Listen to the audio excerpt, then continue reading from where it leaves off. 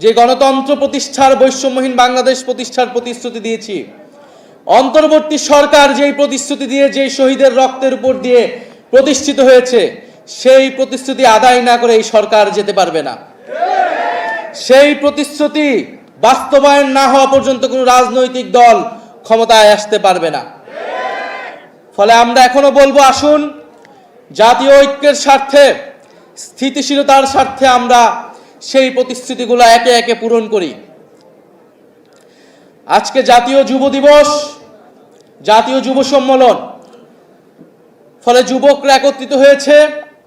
আমরা দীর্ঘ সময় ধরে আপনাদের স্বপ্ন সম্ভাবনার কথা শুনেছি। আমরা দেখেছি বিগত 16 বছরে এদেশে তরুণদের সাথে কিভাবে ট্রিট করা হয়েছে। শুধু 16 বছর নয়, আমরা গত 54 বছরের ইতিহাসও দেখেছি। তরুণরা বারবার রক্ত দিয়েছে, বারবার রুখে দাঁড়িয়েছে, বারবার স্বৈরাচারের বিরুদ্ধে দাঁড়িয়েছে এবং বারবার প্রতারিত হয়েছে।